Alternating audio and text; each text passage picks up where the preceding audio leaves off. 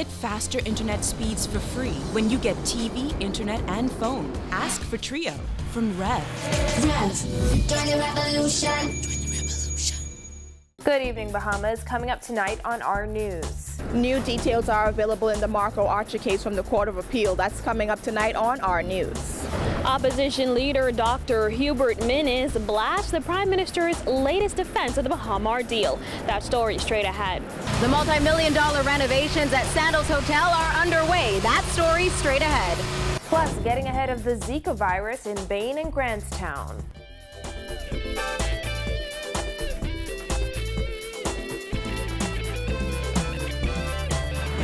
Welcome to our news. I'm Christina McNeil. Thanks for joining us. Topping news tonight, the Court of Appeal has allowed Kofhe Goodman's appeal against his conviction for the murder of 11-year-old Marco Archer, whose partially decomposed body was discovered days after he was reported missing back in 2011.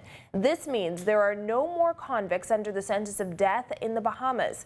Goodman's attorney spoke with reporters outside of court today. Our Giorgio Sturp joins us with the details. Giorgio? That's right, Christina. Nearly 3 years after Kofhe Goodman was sentenced to death for the September 2011 murder of 11-year-old Marco Archer, Goodman's appeal against his murder conviction was granted. Good morning, good morning, good morning, good morning, good morning, good morning, people. Goodman was the last remaining death row inmate in the country. However, as a result of this latest development, there are no more convicts under the death sentence in the Bahamas. Goodman, also known as Eduardo Ferguson, now faces retrial for Archer's murder.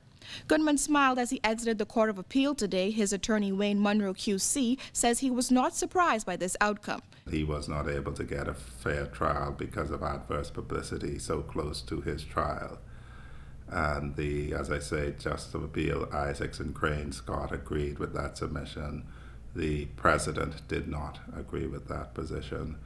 There were grounds of appeal about the egregious conduct of the lawyer for the appellant at trial in terms of his conduct towards the judge, his conduct towards the prosecutor.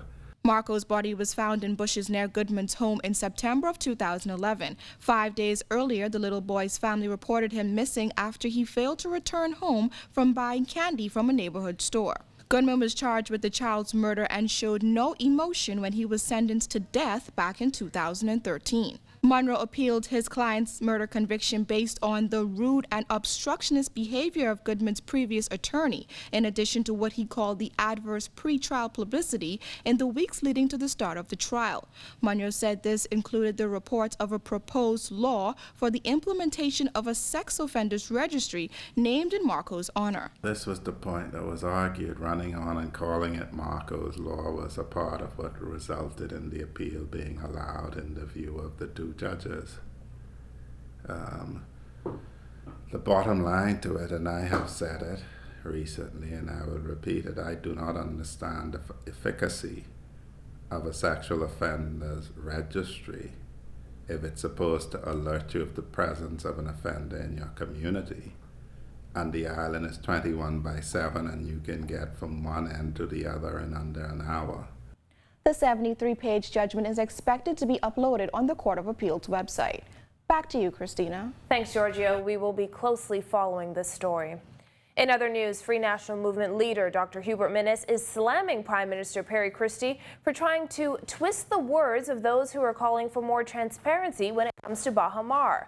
Dr. Minnis is also firing back at PLP Chairman Bradley Roberts for suggesting the FNM wanted to see the multi-billion-dollar Bahamar project fail. Our Jasmine Brown has the story in this report. Jasmine? Thanks, Christina. Dr. Minnis has insisted that Prime Minister Christie's failure to release the details is suspicious, and he also insisted that the Christie administration is failing the Bahamian people. In a statement released hours after Christie defended the decision to have Bahamar documents sealed, Minnis said the Prime Minister and his lackeys are trying to redefine the word secret and twist the words of concerned Bahamians. Minnis added that the Prime Minister should be answering the questions of Bahamians and not trying to make them out to be villains. He also accused the PLP of losing touch with the Bahamian people after 4.5 years of broken promises. The opposition leader also had this strong reaction to PLP Chairman Bradley Roberts, who recently asserted the F&M wanted the multi-billion-dollar project to fail. Whoever, only a sick man can even suggest that. Full stop. In fact, the F&M leader says it's quite the opposite, as the F&M would be happy to see Bahamar open and finally start delivering on the jobs the PLP government has promised. No government, at least not us, the F&M would never, ever wish for Bahamar or any business entity within the Bahamas that is beneficial for the Bahamas, that would employ Bahamians and prepare them for tomorrow to fail. Never, ever. Meantime, Minnis says the entire matter can be over once the details are released. Reporting for our news, I'm Jasmine Brown. Back to you, Christina. Thanks, Jasmine. Well, construction is underway at the Sandals Royal Bahamian Resort just weeks after hotel officials announced its temporary closure. Dana Smith took a tour of the facilities and filed this report. Officials said there are 4 major issues that needed to be fixed, which simply couldn't be done if there were guests in the hotel. The Windsor Pool, the Balmoral Pool, the resort's chill water system, and boiler system are all undergoing significant repairs to the tune of $4 million. The guest rooms, restaurants, and spa will also be upgraded, along with other areas like the theater and courtyard. The massive renovation project left more than 600 Sandals employees out of work, a move that sparked widespread criticism. But construction project manager James Wilson explained there's no way the resort could have remained open while the necessary repairs are carried out. So they're major. Any one of those items is going to shut us down. Any single one of those items would probably shut us down. If I'm jackhammering in the Windsor pool deck, everybody on this resort hears it. Wilson noted that construction at both pools is extensive. He revealed the Balmoral pool was leaking a massive 5,000 gallons of water per day. And over at the Windsor pool, its 20,000 square foot deck has been jackhammered and is soon to be replaced. And a trench had to be dug to locate further leakages and access necessary service lines for sewage, water supply, and the chill water system. Just over the years, it's been growing, almost like a cancer. So at some point you have to address it. So that's what we're doing right now. It's a combination of pipe leaks, insulation. Some of what you see in here is mostly insulation work, which breaks down over the years. Some of this is really old. So that you definitely can't do in an operating building. Chilled water controls your air conditioning system. Without chilled water, we don't have an air conditioning system, and guests don't put up with it. In order to address issues with the chill water system, Wilson said it must be shut down and ceilings ripped open. The boiler system also has a leakage problem, and its steam pipes need to be replaced. To affect those kind of works, we have to shut down the steam system. Without a steam system, we don't have a laundry. Any hotel on this island, they need steam to run a laundry. As these major operations take place, Wilson said upgrades around the property are also happening. New carpet is being laid, marble floors replaced, walls repainted, and new lighting fixtures, furniture, window treatments, and artwork installed. But there's no way we'd expect our guests to put up with that sort of thing. Reporting for our news, I'm Dana Smith. And the community of Bain and Grantstown is taking proactive steps to prevent the Zika virus from spreading in that area by ensuring residents are equipped with the information they need to protect themselves. This as health officials confirmed additional cases of the Zika virus on New Providence in recent days, in addition to a number of suspected cases that are currently being investigated. Hi, good morning. I'm here to just give you some information on Zika. Nurses, Red Cross volunteers, and inspectors from the Department of Environmental Health hit the streets in Bain and Grantstown today, speaking to residents about the threat of the Zika virus. Health officials say there are no confirmed cases of the virus in Bain and Grantstown, but prevention is key. Well, today we're actually just giving out the information about Zika virus, what it is, and we have a few posters and flyers on the signs and symptoms that they need to be aware of, how to protect themselves. So we also have environmental health with us and the Red Cross.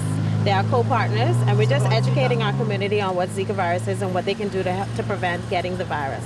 Many people don't know that you can get it transmitted by mosquitoes as well as sexually. So we're handing out condoms to tell people to wrap it up. We want to definitely make sure that pregnant women know Even though you're pregnant, please wrap it up because it can be transmitted, and obviously it affects pregnant women more than anybody else.